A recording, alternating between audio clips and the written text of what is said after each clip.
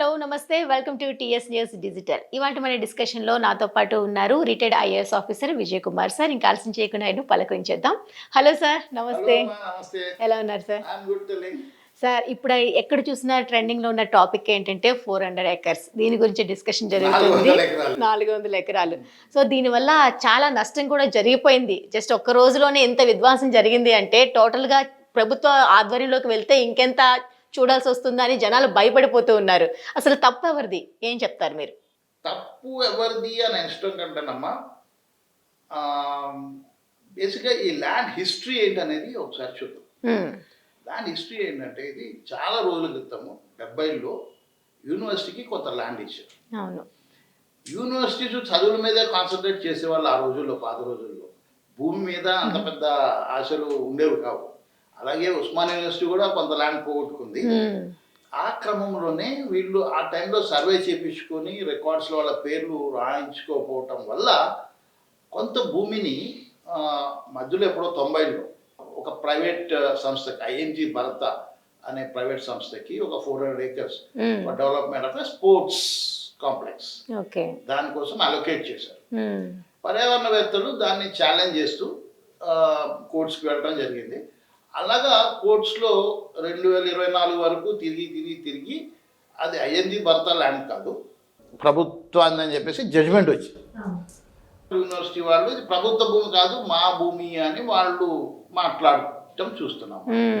అవును, ఇది కూడాను సడన్ గా తెలియడం వల్ల, అంటే ఇప్పటి వరకు 2300 ఎకరాలు ఉన్న యూనివర్సిటీ ప్లేస్ ని అలా డివైడ్ చేస్తూ ఇప్పుడు చాలా వరకు తగ్గిపోయిందని చెప్పాలి. ఈ 400 ఎకరాలు అనేది ఇచ్చేస్తే కనుక జరిగే నష్టం ఎలా ఉంటుంది సార్? 400 acres డెవలప్ చేస్తే ప్రభుత్వానికి ఆదాయం వస్తుంది. చాలా వరకు ప్రభుత్వం రన్ అవ్వడానికి రావాల్సిన ఆదాయం ప్రభుత్వానికి వస్తుంది. కానీ when you look at it in a broader perspective, ఇప్పుడు ఒకటే అట్మాస్ఫియర్ ఉంది, ఒకటే ప్లానెట్ ఉంది మనకి. కాబట్టి పర్యావరణాన్ని పర్యావరణవేత్తలు ఏమంటారంటే లేదు ఒక చెట్టు కూడా ముట్టుకోవడానికి లేదు, పర్యావరణాన్ని కాపాడాలి అనేది పర్యావరణవేత్తల యొక్క ఆలోచన. బట్ ప్రభుత్వాలు ఏంటంటే ఓకే పర్యావరణం ఇస్ ఫైన్, బట్ డెవలప్మెంట్ కూడా రావాలి, డెవలప్మెంట్ కి డబ్బులు ఏవి అనేది వాళ్ళ యాటిట్యూడ్ ఉంటుంది, ప్రభుత్వం యాటిట్యూడ్ ఉంటుంది. దీనిలో మనం రెండు డిస్కస్ చేద్దాం. ప్రభుత్వానికి భూమి రావాలి డెవలప్మెంట్ కోసం అంటే ప్రభుత్వం తీసుకోవాల్సిన చర్యలేంటి అనేది మాట్లాడదాం. ఎందుకంటే క్లారిటీ ఎక్కడ నేను చదువుతున్న న్యూస్ లో క్లారిటీ ఎవరికి వచ్చినట్టుగా లేదు. అవును, పర్యావరణవేత్తలు గెలవాలి అంటే వాళ్ళు తీసుకోవాల్సిన స్టాండ్ వ్యూహాలేంటి రెండు డిస్కస్. ఓకే, ఇప్పుడు గవర్నమెంట్ నుంచే తీసుకుందాం. రైట్, 400 acres ల్యాండ్ గవర్నమెంట్ దా యూనివర్సిటీ దా అనే చర్చ పక్కన పెడితే చాలా సంవత్సరాల నుంచి ఇది గవర్నమెంట్ కస్టోడియన్ కింద గవర్నమెంట్ పోరాడుతుంది. కాబట్టి ఒక నిమిషం దానిలో పోకుండా ఇది గవర్నమెంట్దే అనుకుందాం. ఒకవేళ గవర్నమెంట్దే అయినట్లయితే కూడా ఇక్కడ ప్రభుత్వంలో వాళ్ళు స్టడీ చేయవలసింది కొన్ని పాత సుప్రీంకోర్టు కేసెస్ ఉన్నాయి. అట్లో లా డిపార్ట్మెంట్ ఉంటుంది, వాళ్ళు చూస్తారు. ఎన్విరాన్మెంట్ ఫారెస్ట్ డిపార్ట్మెంట్ ఉంటుంది, వాళ్ళు కూడా చూడాలి. There is a case law, supreme court case law called Supreme Court Digital Records on SCR 202, ఒక civil appeal case Godavarman Thirumal Pahad versus union of India. దాని తీర్పు 2024 లాస్ట్ ఇయర్ వచ్చింది. దాని తీర్పు దానిలో సుప్రీంకోర్టు ఏమందంటే ఫారెస్ట్ కన్జర్వేషన్ యాక్ట్ 1980 ప్రకారం నోటిఫై చేసిందే ఫారెస్ట్ కాదు. ఒకవేళ అక్కడ న్యాచురల్గా చెట్లు పెరుగుతున్నట్టయితే, అడవి లాంటి వాతావరణం అక్కడ ఉన్నట్టయితే అది కూడా అంటే ఒక ఎక్స్టెంట్ మోర్ దాన్ ప్రతి స్టేట్ కూడా ఈ క్రైటీరియా ఏంటిది అనేది ఎన్జిటి నోటీస్ ఇచ్చి డిక్లేర్ చేయించింది. ఆంధ్రప్రదేశ్ తెలంగాణ క్రైటీరియా ఏంటంటే న్యాచురల్ ఫారెస్ట్ గ్రోత్ ఉండి 10 hectares అంటే 25 ఎకరాల వరకు ఉండి దానిలో ఉన్న చెట్ల cover, forest cover, canopy cover అంటారు. దీన్ని ఎవరు డిసైడ్ చేయాలి? ఫారెస్ట్ సర్వే ఆఫ్ ఇండియా డెహ్రాడూన్లో ఉంటుంది. వాళ్ళు టెస్ట్ చేసి 0.4 అంటే 40% ఫారెస్ట్ కవర్, ఒక ఎకరం నేలలో 40% చెట్లు డెన్సిటీ ఉంది, కానోపీ డెన్సిటీ అంటారు టెక్నికల్గా. ఈ 0.4 కానోపీ డెన్సిటీ ఉండి 25 ఎకరాల కంటే ఎక్కువ ఉండి అక్కడ ఉన్న చెట్లు న్యాచురల్ గా అడవిలాగా పెరిగినట్టు పెరిగితే, అయితే దాన్ని డీమ్ ఫారెస్ట్ అంటారు. అచ్చా, అడవి కింద నోటిఫై చేయకపోయినా ఫారెస్ట్ లోకే ఎంటర్ అయిపోతుంది. Deemed forest, okay. ఫారెస్ట్ లాంటిదే. ఓకే. కాబట్టి దానిలో ఏమైనా డెవలప్మెంట్ యాక్టివిటీ చేపట్టాలి అంటే ఇప్పుడు మామూలుగా బొగ్గు కంపెనీలు కానీ ఇరిగేషన్ ప్రాజెక్టులకు కానీ మనం పబ్లిక్ హియరింగ్ పెట్టి ఎన్విరాన్మెంటల్ క్లియరెన్స్, దేని ద్వారా ministry of environment and forest అని ఉంటుంది, ఎంఓఎఫ్. ఈ ఎంఓఎఫ్ క్లియరెన్స్ అనేది కేటగిరీ ఏ కింద వస్తాయి, పెద్ద 400 ఎకరాలు కాబట్టి. చిన్న ల్యాండ్ అయితే కేటగిరీ బి, స్టేట్ గవర్నమెంట్ చేయొచ్చు. ఎస్సీఏ అని ఉంటుంది, సిఆర్ అని ఉంటుంది, state government environmental impact assessment authority అని స్టేట్ గవర్నమెంట్ ఉంటుంది. చిన్న వాటికి వాళ్ళు చేయొచ్చు. బట్ 400 acres అంటే కేటగిరీ ఏ కింద వస్తుంది కాబట్టి పబ్లిక్ హియరింగ్ పెట్టి అందరు ఒపీనియన్ తీసుకొని తర్వాత ఎంఓఎఫ్ క్లియరెన్స్ అంటే వాళ్ళేం అడుగుతారు, ఓకే ఈ డీమ్డ్ ఫారెస్ట్ ల్యాండ్ మీకు ఇచ్చినట్టుగా అయితే దాన్ని ఎక్కడో చోట మీరు దానికంటే 2 పెంచాలి, ప్లస్ ఇక్కడ ఉన్న చెట్లు నష్టపోయినందుకు ఎన్పివి వాల్యూ కట్టి ఇవ్వాలి ఓకే. సో ఈ ప్రొసీజర్ కూడా వెళ్లాల్సి ఉంటుంది. ప్రభుత్వ భూమి కదా ఇష్టం వచ్చినట్టుగా యూజ్ చేయడానికి లేదు. అది న్యాచురల్ ఫారెస్ట్ లాగా చెట్లు పెరిగి 0.4 canopy డెన్సిటీ ఉండి 25 ఎకరాల కంటే ఎక్కువ ఉన్నట్టయితే it is deemed forest. Okay. So forest లో డెవలప్మెంట్ టేకప్ చేయడానికి తీసుకోవాల్సిన అన్ని లీగల్ చర్యలు తీసుకోవాల్సిన అవసరం ఉంది. ఓకే. ఇవేవి ఇప్పుడు పర్టికులర్ గా ఈ సిచ్యువేషన్ లో జరగలేదు అనిపిస్తుంది. నా సోర్స్ ఏంటమ్మా, రిటైర్ న్యూస్ పేపర్ ఛానల్స్ కదా, దాని ప్రకారం అయితే అది జరిగినట్టు లేదు అనిపించింది.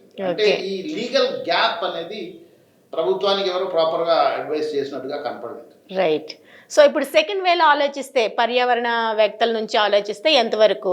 పర్యావరణవేత్తలు చేయాల్సింది ఏంటంటే ఈ భూమి యూనివర్సిటీదా లేకపోతే ప్రభుత్వాందా అనే మీమాంసలో పోకుండా ఈ కేసులోని కోర్టు చేసి సుప్రీంకోర్టులో గోదావర్మన్ తిరుమలపాడ్ వర్సెస్ యూనియన్ ఆఫ్ ఇండియాలో ఇచ్చిన జడ్జిమెంట్ దీనికి వర్తిస్తుంది అనే అప్పీల్ కనుక వాళ్ళు వేసినట్టయితే సుప్రీంకోర్టు ఆల్రెడీ తీర్పు ఇచ్చింది ఏంటో. ఈ కేసు 1996లో వేస్తే 2024లో జడ్జిమెంట్ వచ్చింది. ఆల్రెడీ సుప్రీంకోర్టు స్టాండ్ తీసుకుంది. ఏంటంటే there is a concept called deemed forest. భూమి నీదైనంత మాత్రాన నువ్వు ప్రైవేట్ డెవలపర్స్ అన్న క్రెడిట్ కూడా పార్టీ దీంట్లో.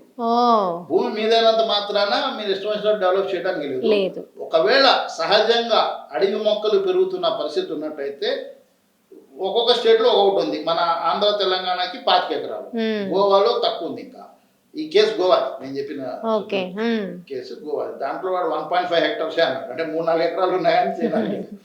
మన దగ్గర లక్కీగా 25 సహజంగా చెట్లు పెరుగుతున్నట్లయితే ఎంఓఎఫ్ క్లియరెన్స్ తీసుకోకుండా ప్రాజెక్ట్ డెవలప్ చేయడానికి లేదు. ఎంఓఎఫ్ క్లియరెన్స్ లో పబ్లిక్ హియరింగ్ అనే కాన్సెప్ట్ ఉంటుంది. సో ఆ పబ్లిక్ హియరింగ్ పెట్టాలి, ప్రజాభిప్రాయం సేకరించాలి. సో ఆ ప్రజాభిప్రాయ సేకరణలో వీళ్ళందరూ భాగమవుతారు, వీళ్ళ వాదన అక్కడ వినిపిస్తారు వాళ్ళు. కాబట్టి ఈ పబ్లిక్ హియరింగ్ పెట్టడానికి పర్యావరణవేత్తలు చేయాల్సింది ఏంటంటే ఈ కేసులోని కోర్టు చేయాలి. ఇది available on the net, SCR 202/2024 digital records ఉంటాయి.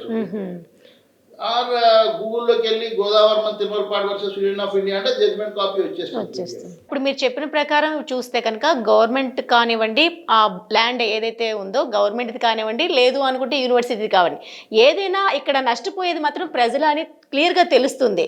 ఎందుకంటే దాని నుంచి వన్యప్రాణులన్నీ బయటికి రావడం జరుగుతుంది, అవి కూడా చాలా ఇబ్బంది పడుతున్నాయి. తర్వాత అక్కడ ఉండే పచ్చదనం మిస్ అవుతున్నారు, పొల్యూషన్ పెరిగిపోతున్న నేపథ్యంలో ఇలాంటివి కూడాను ప్రజలపైన ఎక్కువ ఎఫెక్ట్ చూపిస్తుంది. మరి దీన్ని ఏ విధంగా తీసుకోవాలంటారు? అందుకనే కదమ్మా ఎన్జిటి నేషనల్ గ్రీన్ ట్రిబ్యునల్ ఈ డీమ్డ్ ఫారెస్ట్ కాన్సెప్ట్ తీసుకొచ్చి సహజంగా ఉన్న ఫారెస్ట్ కవరేజ్ తక్కువ ఉంది.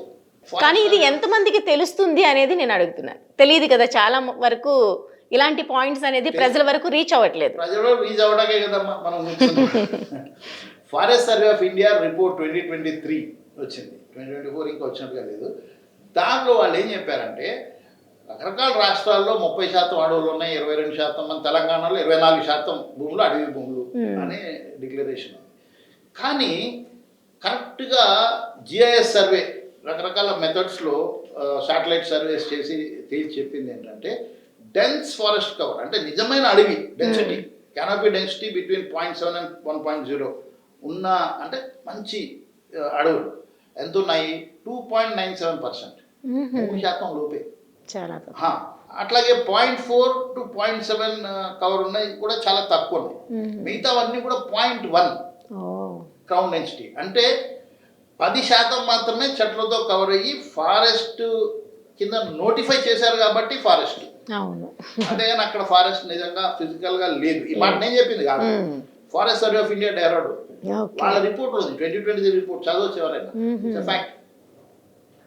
కాబట్టి ఎన్జిటి ఏం స్టాండ్ తీసుకుందంటే నోటిఫై అయిన దాంట్లోనే అడవి లేదు, నోటిఫై కాని దాంట్లో సహజంగా అడవిలాగా పెరుగుతుంది వదిలేశారు, అసహజమైన చెట్లు పెరిగాయి అడవిలాగా, దాన్ని కూడా డీమ్ ఫారెస్ట్ కింద తీసుకొని దాన్ని కొట్టేయడానికి వీల్లేదు ఎన్జిటి చెప్పింది. సో ఆ సుప్రీం కోర్టు నేను చెప్పిన కేసు ఆ ఎన్జిటి నుంచి వచ్చిన ఇన్పుట్స్ నుంచే వచ్చిన conclusion. Okay okay. So national green tribunal is doing a good job. Okay, super. So final గా మీరు ఏమంటారు సార్, ఇది ఎంతవరకు వెళ్ళొచ్చు, ఎక్కడితో ఆగిపోవచ్చు? ఇరువైపులా అంటే ప్రభుత్వము ఈ భూమి నాది ఇష్టం వచ్చినట్టు మేము చేసుకుంటాము అనే స్టాండ్ ని సుప్రీంకోర్టు ఒప్పుకోకపోవచ్చు. కాబట్టి MOEF గైడ్ లైన్స్ కి లోబడి ఎన్విరాన్మెంటల్ క్లియరెన్సెస్ వచ్చిన తర్వాత చేస్తాము అనేది ప్రాజెక్ట్ ప్రపోజల్స్ ఈసీ క్లియరెన్స్ కి వెళ్తే వాళ్ళు క్లియర్ చేస్తే అప్పుడు సాధ్యపడుతుంది. ఓకే, ఇప్పుడు స్టే అయితే వచ్చింది ఆపమని. స్టే వచ్చింది. ఓకే, కానీ ప్రభుత్వం తరపున కానీ పర్యావరణవేత్తల తరపున కానీ ఈ కేసులోని వాళ్ళు కోర్టు చేసినట్టుగా లేరు. సుప్రీంకోర్టు దీన్ని పరిగణలోకి తీసుకోవాలంటే ఎవరో ఒకళ్ళు దీన్ని మీరు సుప్రీంకోర్టు వారే ఈ జడ్జిమెంట్ ఇచ్చారు అనేది సుప్రీంకోర్టు దృష్టికి తీసుకెళ్ళాలి. సో పర్యావరణవేత్తలకి ఛాన్స్ ఉంది, 50-50 ఛాన్సెస్ రెండు కూడా. ఇది డీమ్డ్ ఫారెస్ట్ కాబట్టి డెవలప్మెంట్ చేయడానికి లేదు అని పర్యావరణవేత్తలు వాదించవచ్చు. అవును, ఈ కేసులో అని కోర్టు చేసి ప్రభుత్వం కూడా ఓకే ఈ కేసులో ఉంది కాబట్టి మేము environment clearance ministry of environment forest తీసుకుంటాము అనేది కూడా ఒక వాదన వినిపించవచ్చు. ఆ విధంగా చేసినట్టయితే గొడవ సర్దుమణితో. Okay okay, super. Thank you so much sir, ఇవాళ డిస్కషన్లో మాకు తెలియని ఇన్ఫర్మేషన్ చాలా ఇచ్చినందుకు ధన్యవాదాలు. Thank you.